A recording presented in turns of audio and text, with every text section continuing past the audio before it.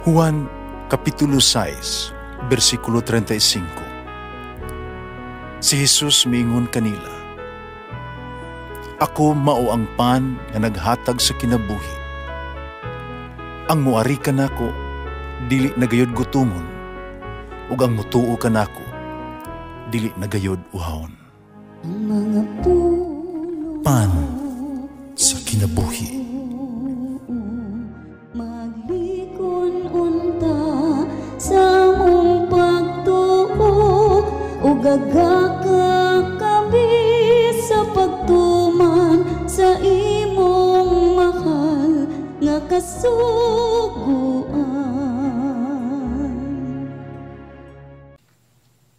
Ang Ginoo manaa kaninyo. Santo sa Ebanghelyo sumala ni San Mateo.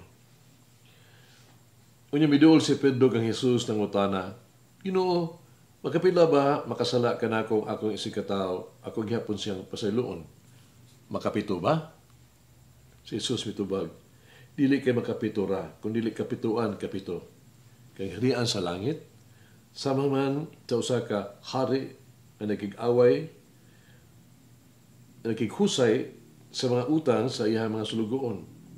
O diha nga nagsugo siya paghusay, gidala ngadto kaniya ang usa ka sulugoon nga nakautang kaniya milyon ka pesos. O tungod kay wala man siya igong ikabayad sa iyang utang, misugo ang iya agalon, kay baligya siya ingon na sa kaulipon, lakip na iyang asawa o iyang mga anak, o atanan niyang iyaha, aron makabayad siya sa utang. Miluhod ang sulugoon at tubangan sa iyang agalon nga pakiluoy nga nag-ingon, 'Sir, ayo in taon ako apikiha, bayaran ko ra ikaw sa tanan.' Naluoy kaniya ang agalon. Busa gipapas niya ang utang sa sulugoon ug iyang gipalakaw. Milakaw ang tao. Ikasugat niya ang usa sa iyang mga kauban sulugoon nga nakautang kaniya pipila lamang ka pesos. Gilab ni dayon niya ang ugituok o giingnan, "Bayad na ako sa imong utang." Ayan kaubang sulugoon, miluhod, napakiluoy kaniya nga nag-ingon, "Ayan taon ako apikiha, kay bayaran ko ra ikaw." Pag wala siya musugot, hinunua, gipapriso niya, hangtod makabayad sa utang. Pagkabalita sa ubang mga sulugoon na hitabo, nasubo sila sa pag-ayo, nangadto sila silang agalon, ug siya gisuginlan nila sa tanan. Pusa gipatawag sa agalon ang sulugoon o giingnan, "Banyaga ka? Gipapas ko ang tanan mong utang kanay pakiluoy ka man kanako. Ang ikauntang naluoy sa imong isikataw, iyo nga ako naluoy kanimo." Nasuko pag-ayo ang agalon, gipapriso niya ang sulugoon aron silutan hangtod makabayad siya sa tanang utang. Gitapos na Jesus ang sambingay sa pag-ingon, "Ingon usab ni ini, ni ana ang buhaton kaninyo sa akong amahan nga tuwa sa langit, kung dili kamo mapasahilo sa inyong kinsikataw sa kinising kasing gayud." Tapos si Jesus makasulti ni ining mga butanga, mibiya siya sa Galilea ug miadto sa Judea, tabuk sa suba sa Jordan. Ang Ebanghelyo sa Ginoo. Pasalamati ang Ginoo kay siya maayo, ang iyang gugma mulungtad hangtod sa kahangturan. Pasalamati ang Diyos sa tanang mga Diyos, ang iyang gugma malungtaron. Pasalamati ang Ginoo sa mga Ginoo, ang iyang gugma balungtaron.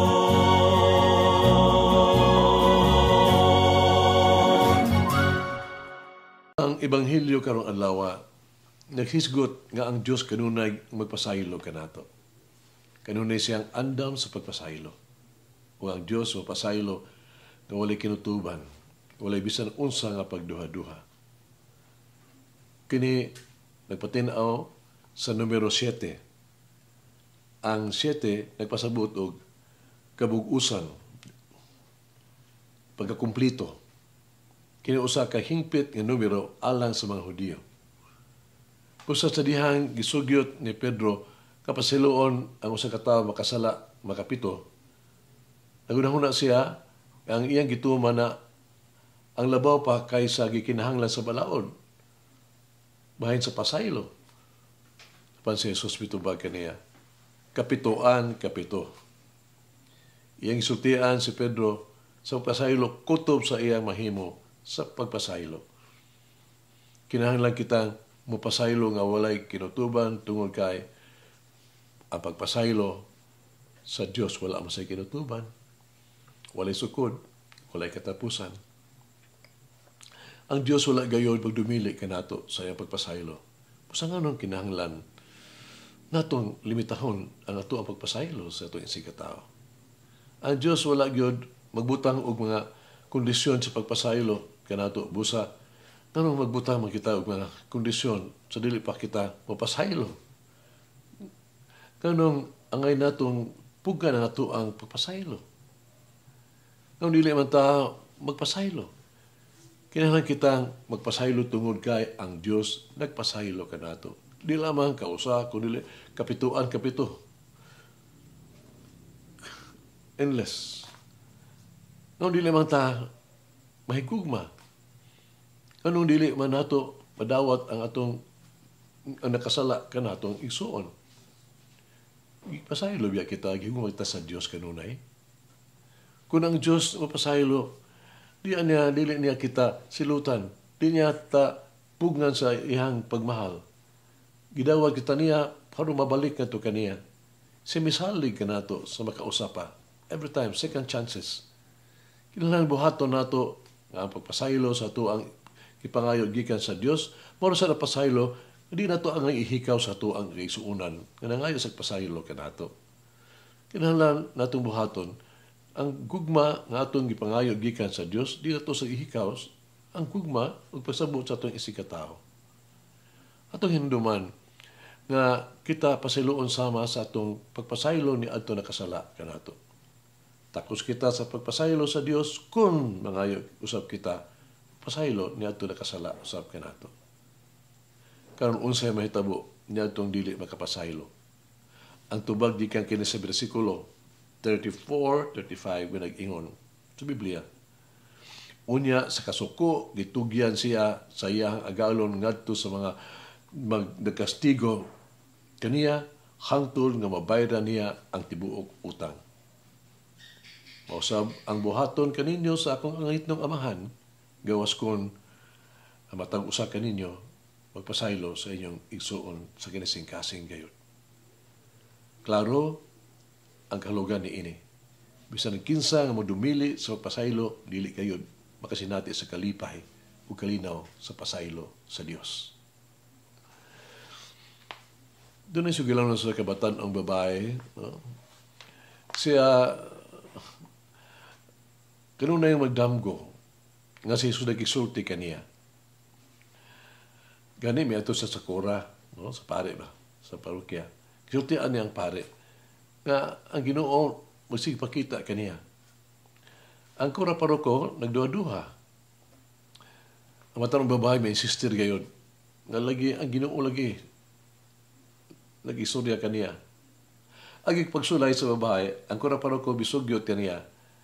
Sa pamutana, sunod mapakita ang Ginoo kaniya. Pamutana, si Jesus may tungod sa iyang mga sala. Kung si mga sala niyang kaniadto, misugot ang babae. Mibalik siya sa simbahan pagkasunod adlaw. Yan nakita ang pare, isultihan siya nga si Jesus nasa nagpakita na sa kaniya diya sa damgo. Ang pare maingon kaniya, nan, iputana ba mo siya, bayan sa akong mga sala kaniadto.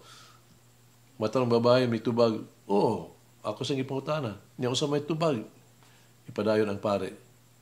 Unsa, buong pa, Jesus, unsa ang bungutura, unsa may ako mga sala.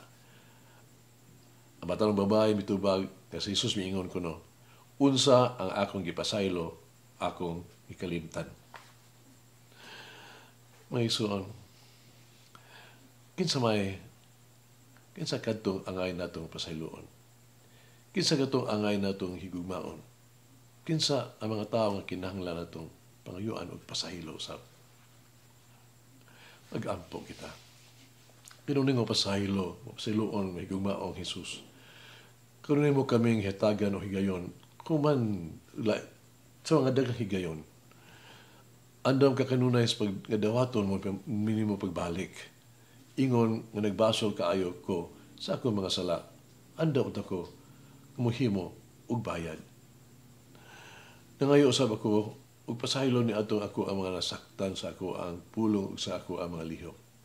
Obsanon usab ako, mangayo sa imong grasya.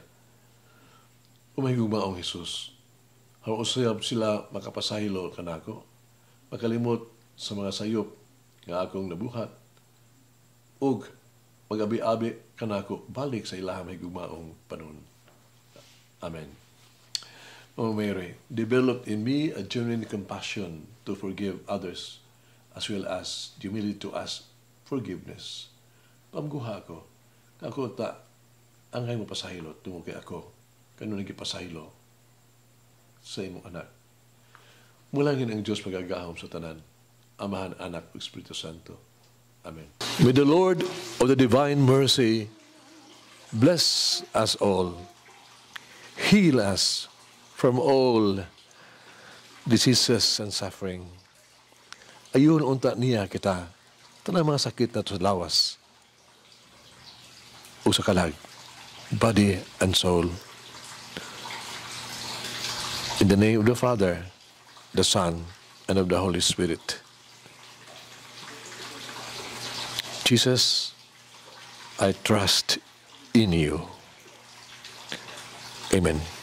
Whoever eats the bread of life will never hunger, says the Lord. Kay galaan inyong nabati ang pagpaambit ug hamubong pamalandong sa pulong sa Dios pinaagi sa tulumanon, pan sa kinabuhi nga gidumala ni Monsignor Daddy Silva. Hangtod na usab sa sunod higayon, daghang salamat. The bread of life.